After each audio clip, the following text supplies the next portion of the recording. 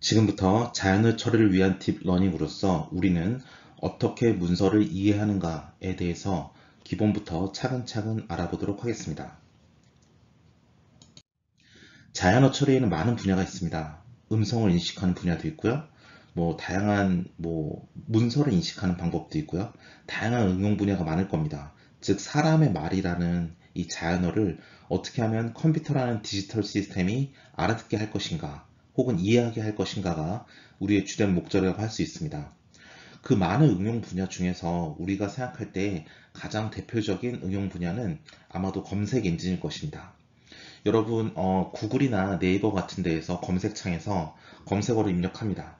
예를 들어서 고려대학교 이렇게 입력을 하면 이제 거기에 대한 관련된 문서들이 쭉 밑으로 나오겠죠. 검색 결과로서.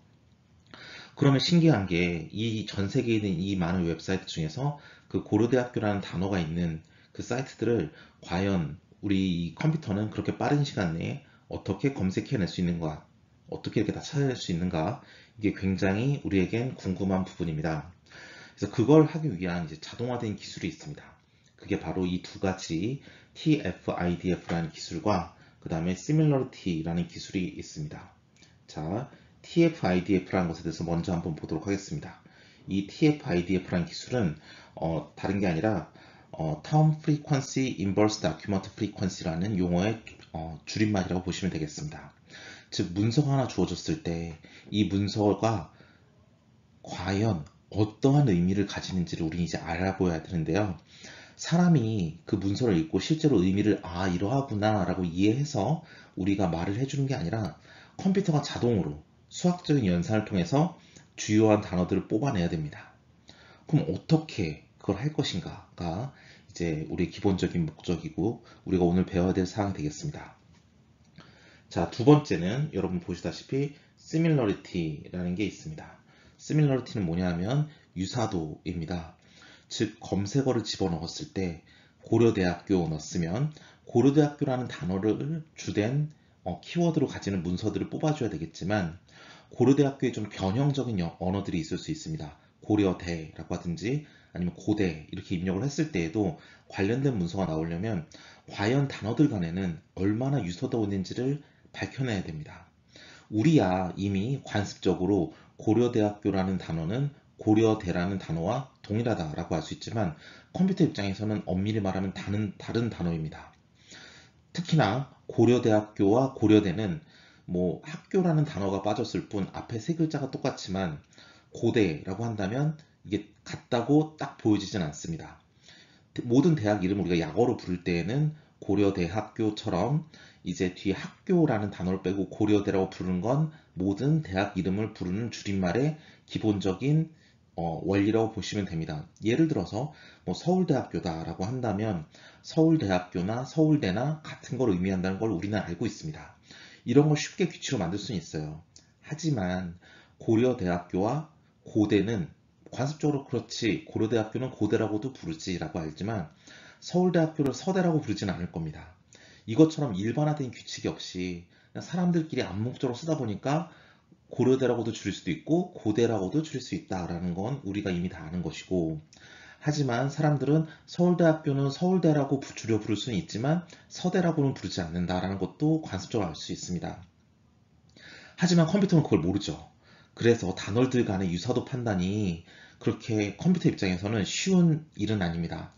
그러면 어떻게 단어들 간에 유사도 판단을 해서 비록 입력하는 사람이 고려대학교라고 입력을 하면서 관련된 문서를 찾아주세요라고 했을 때 고대라고 쓴 문서도 찾아내고 고려대라고 쓴 문서도 찾아내려면 어떻게 할 것인가 라고 한다면 주어진 단어들 간의 유사도를 보고 얼마나 유사한지를 우리가 판단할 수 있어야 됩니다. 이 두 가지에 대해서 하나씩 차근차근 알아볼 것인데요. 오늘의 이 강의에서는 일단 저 위에 있는 TF-IDF에서 집중을 해서 그 부분을 알아보도록 하겠습니다. 자, 그래서 우리가 문장을 이해하는 방법으로서 이제 TF-IDF라는 이 방식에 대해서 지금 이 시간부터 이제 알아보려고 합니다. 자, 그걸 위해서 우리가 예시로 써야 될 문서가 있어야 될 것 같아요. 우리가 그러면 그런 예시로 이제 드는 문서가 이제 일반적인 교과서나 그런 데서는 굉장히 유명한 미국의 인권 운동가인 마틴 루터 킹 목사님의 I have a dream이라는 문서를 주로 많이 언급을 합니다. I have a dream 이라고 말하면 좀 익숙하지 않지만 여러분께서는 마틴 루터 킹 목사의 대표적인 연설인 나는 꿈이 있습니다 라는 연설을 이제 생각하시면 될 것 같습니다. 자, 굳이 왜 이 연설이냐? 마틴 루터 킹 목사님이 실제로 이제 미국 워싱턴 DC에서 연설을 하신 건데요. 이 연설이 유명한 이유는 이 19세기에 있었던 모든 연설문 중에서 가장 유명하다라고 이제 랭크 퍼스트, 즉 첫 번째로 뽑혔던 이런 연설이기 때문에 그렇습니다. 사실 흑인 인권 개선이라든지 그런 면에서는 이런 연설이 가지는 대표성이 굉장히 크다고 할 수 있습니다. 그럼 이 문서를 딱 갖다 놨을 때 우리야 문서를 영어를 좀 안다면 그 문서를 읽어보고 아 이게 무슨 의미구나 주된 핵심 요약은 무엇이구나 라고 알 수 있을 것입니다. 이거는 Declaration of Independence 즉 독립선언을 했고 흑인 인권 해방에 대한 문제이기 때문에 해방선언을 했으며 마지막으로 미국 헌법에 대해서 언급을 합니다. 미국 헌법은 이제 인간은 모두 다 평등하고 뭐 고유한 자유를 누린다 뭐 이런 내용이 있었기 때문에 아마 그렇겠죠. 자, 이거는 우리가 그 문서를 직접 읽으면 얻어낼 수 있는 정보입니다. 그런데 컴퓨터 입장에서는 이렇게 하나하나 읽은 정보를 우리가 컴퓨터가 감정이 있거나 거기에 대한 이해가 있어서 아 그렇구나 라고 딱 알아낼 수 있는 건 아닙니다.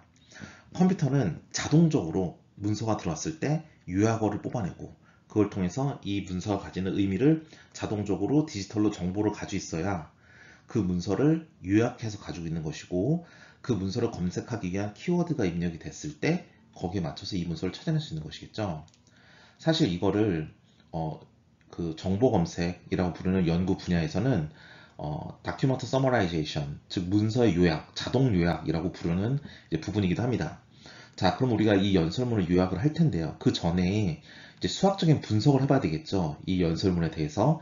첫 번째, 이 연설문은 총 82개의 문장으로 이루어져 있습니다. 그리고 총 1579개의 단어를 사용을 했고요. 하지만 단어 중에서는 중복된 단어들이 있을 거예요. 예를 들어서 여러분께서는 단어를 딱 보시면 영어 같은 경우는 뭐 대명사들이 있죠. I, am, 그 다음에 뭐 he, she 이런 단어들이 계속 반복적으로 나올 건데 사실 그런 단어들은 특별한 의미가 있다고 볼 수는 없습니다. 이 문서의 대표 단어는 I야. I라는 단어가 되게 많이 나오거든 라고 말을 하면 그건 조금 이상하죠. I라는 단어가 가지는 의미가 이 문서만의 특별한 의미는 아니기 때문에 그렇습니다. 그래서 그런 것들은 조금 약간 우리가 나중에 배제하는 법을 또 배울 거예요. 그런데 또 이제 그렇게 중복되는 단어들이 많기 때문에 그럼 딱 중복되지 않은 순수하게 몇 가지 종류의 단어를 썼느냐라고 봤더니 523개의 단어를 썼다고 합니다. 그리고 우리가 하나하나의 센텐스마다 몇 개의 단어가 있는지를 봤더니 대략 18.57개의 단어가 존재한다 라고 이제 우리가 요약을 할 수 있습니다. 자, 이걸 가지고 이제 요약어를 뽑아보고 싶어요. 지금 왼쪽에 보시는 게 그 I have a dream, 나는 꿈이 있습니다라는 마틴 루터 킹 목사님의 연설문을 그대로 옮긴 것이고요. 그것을 통해서 총 16개의 키워드를 뽑아 보았습니다. 즉 523개의 이제 유니크한, 즉 중복된 걸 다 배제했을 때 523개의 단어를 사용했다고 말을 했는데요. 그 중에서 제일 이 문서를 잘 대표할 16개의 단어를 뽑아라 라고 하면 오른쪽처럼 된다고 합니다. 그럼 저는 이 왼쪽 문서를 읽지 않았어요. 아직. 여러분도 아직 읽지 않았습니다. 하지만 오른쪽 단어를 제가 한국말로 해볼 테니까 여러분께서는 이 문서가 가지는 느낌을 한번 상상해 보세요. 자, 첫 번째 한국말로 앞에 어메리카부터 하나씩 읽어보겠습니다. 미국, 형제, 꿈, 신념, 자유, 신, 희망, 정의, 나라, 인간, 산, 국가, 흑인, 사람, 쉼터, 함께 다 함께. 자, 이런 단어를 들었을 때 느낌이 어떠세요? 아, 미국에 우리의 모든 형제들은 꿈이 있고 신의 보호 아래서 뭐 신념도 있고 우리는 자유롭고 희망이 있고 정의로워야 되고 우리 인류 그 다음에 뭐 산이나 네이션, 민족 같은 거는 아마도 이게 약간 기독교 문화의 기본으로 한 게 미국 문화다 보니까 뭐 성경에 보면 뭐 어떤 산에 뭐 이런 얘기들이 나와서 그런가 봅니다. 그 다음에 흑인이라는 얘기가 나오니까 이 흑인의 자유와 신이 주신 흑인에게 준 자유 이런 것에 대한 것인가? 라는 느낌도 들죠. 그 다음 사람들, 쉘터, 그러니까 쉼터기 때문에 쉘터는 이 우리가 안식을 취할 수 있는 곳이라고 우리가 해석이 될 수 있고요. 투게더는 모두 다 함께 공동체를 굉장히 강조하겠죠. 자, 이렇게 16개 단어 핵심어만 봤을 때 여러분 왼쪽에 있는 문서를 굳이 읽지 않더라도 이 문서가 흑인들의 해방과 자유와 또 그게 미국이란 나라에서의 또 그 신이 부여한 인간적인 인권에 대한 기본에 대한 뭐 그런 얘기일 것 같은데 뭐 아직 읽어보지 않았지만 이런 감이 오죠. 그건 뭐냐면 이렇게 요약으로 뽑아놓으면 그 문서에 대한 기본적인 우리가 의미를 대강도 파악할 수 있습니다. 그래서 이런 다큐먼트 서머라이제이션 우리 그 요즘 막 글 길게 써 있으면 뭐 세 줄 요약해 주세요. 한 줄 요약해 주세요. 그럼 똑같은 겁니다. 이렇게 단어 16개만 딱 요약해서 우리한테 주면 대충 이게 무슨 말이겠거니 라고 알 수는 있습니다.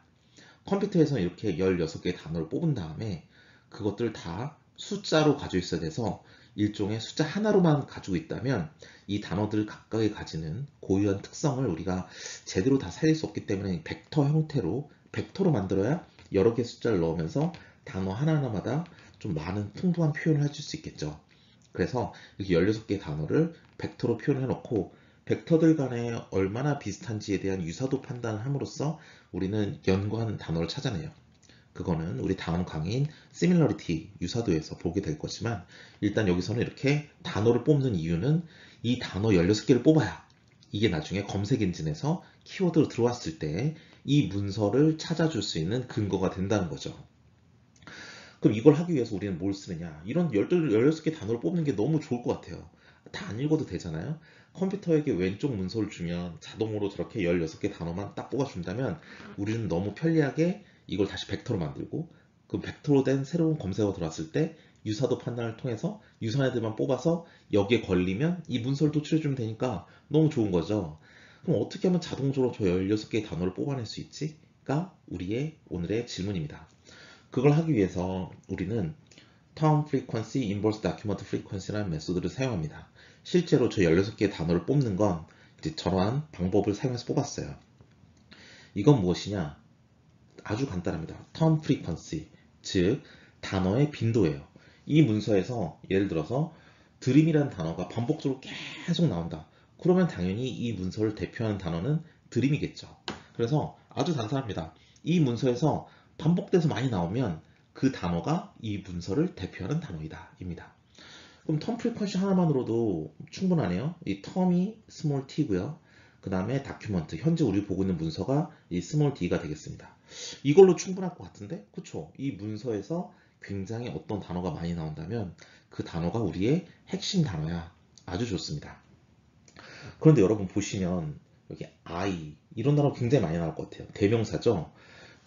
특히 보시면 알겠지만 이런 in이라든지 아니면 of라든지 as라든지 어라든지 이런 단어는 전치사나 관사들은 의미는 없지만 문장을 구성하기 위해서 빈번하게 많이 써요. 그럼 이 to라는 단어도 엄청 많이 나오겠죠. 그쵸? to 엄청 많이 나오지 않습니까? 여기도 to 여기 또 나오고 이렇게 많이 나옵니다. 그러면 to라는 단어가 너무 많이 나오니까 여기도 to가 또 있네요. 굉장히 많이 나오니까 to라는 단어가 대표화 단어 아니냐라고 볼 수도 있어요. 하지만 우리는 다 알죠. 저거는 문장을 만들기 위해서 필요한 단어일 뿐 그 자체로는 의미가 없다 라고 해서 걸러주고 싶어요. 그쵸? 우리는 여기에 I나 어나 언이나 더나 M이나 is나 he나 she나 이런 단어는 걸러줘야 돼요. 걸러주는 방법은 여러 가지가 있습니다. 우리 나중에 신문 검색하는 데에서 보시면 이제 불용어라 그래서 쓰지 않는 단어를 검색해줘서 없애는 방법도 있긴 해요. 하지만 고전적으로 이렇게 TF, IDF 방식을 쓰는 방식은 요런 단어들은 이 문서에서만 많이 쓰는 게 아니야. 이 단어는 우리가 이 데이터베이스 안에 문서가 100개가 있다면 100개의 모든 문서들은 다 이런 단어 많이 써. 왜냐하면 문장마다 원래 많이 쓰는 단어니까 많이 쓰는 거야 를 말하는 겁니다. 그걸 표현해주기 위해서 우리는 이 뒤에 있는 IDF가 있습니다. Inverse Document Frequency라고 해서 모든 문서가 만약 100개가 있다고 합시다. 근데 만약에 드림이라는 단어가 딱 하나의 문서에만 집중적으로 나와요. 다른 99개의 문서에선 나오지 않아요. 그럼 여러분 무슨 생각하시나요? 야, 드림은 이 문서만을 위한 단어네. 그렇죠? 그런데 그렇기 때문에 좀 더 대표성이 있어요. 아, 그래, 이 드림이라는 단어가 들어오면 무조건 이 문서야 라고 생각이 들죠. 그런데 만약에 이런 to라는 단어, to는 모든 문서에 무조건 나올 거예요. 야, 100개의 문서가 있는데 to라는 단어가 100개의 문서에 모두 다 나왔어. 그럼 그 to라는 단어는 과연 이 문서를 검색하기 위한 이 문서만의 단어인가요? 아니죠. 이렇게 일반적으로 모든 문서에 다 쓰이면 그거는 키워드라고 말할 수가 없어요. 이 justice라는 단어가 모든 문서마다 다 쓰인다. 그러면 justice라는 검색어가 들어왔을 때 이 특정한 이 연설문을 찾아내는 키워드를 쓸 수는 없는 거잖아요.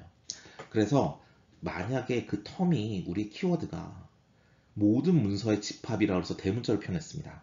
모든 문서의 집합에 얼마나 자주 나오는가? 100번 다 나왔느냐? 그러면 인버스니까 100분의 1로 나눠줍니다. 너의 중요성은 100분의 1로 감소되었다. 왜냐하면 너는 희소성이 없어. 이 문서만을 위한 단어라고 볼 수가 없어. 100개의 문서에 다 나왔잖아. 그러니까 넌 100분의 1로 가치를 낮춰줘요. 만약에 100개 중에서 오직 2개의 문서만 해서 나왔다 라고 한다면 그러면 2분의 1만 나눠줍니다. 만약에 이 문서에서만 나온 이 문서만을 위한 단어라면 1분의 1이니까 나눠주지 않아요. 이것처럼 얼마나 이 문서만을 위한 단어인가를 표현해주는 지표예요. 매우 간단하죠. 다시 한번 TF랑은 뭐다? 이 특정 문서에서 얼마나 많이 나왔느냐. 이 문서의 대표성을 주려면 당연히 자주 언급이 돼야 되니까. 그런데 그렇다고 할지라도 그 단어가 모든 문서에서 다 나오고 있다면 그 가치를 확 줄여주기 위한 공시라고 보시면 되겠습니다. 이렇게 한다면 특정 단어가 들어왔을 때 그 단어를 벡터화로 해서 우리가 얼마나 이 문서를 에서 중요한 단어인지를 우리가 뽑아낼 때 굉장히 자동적으로 할 수 있는 중요한 기준이 되겠죠. 근데 자동적으로 쫙 문서들을 처음부터 쭉 읽어가면서 단어들 다 뽑아냈어요.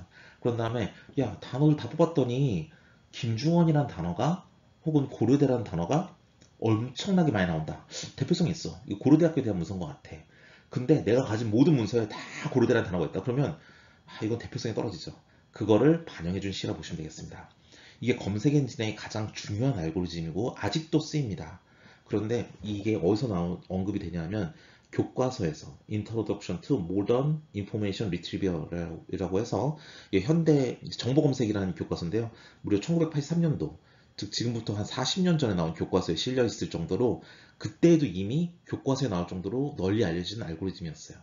굉장히 간단하지만 그리고 간단하게 우리가 키워드들을 추출함과 동시에 그리고 성능도 엄청나게 좋은 그런 방법이라고 볼 수 있겠습니다. 이를 통하여 우리가 어떤 문서를 대표하는 단어들을 16개, 20개 우리의 정한 만큼 뽑아낼 수 있다라고 말씀드릴 수 있겠습니다.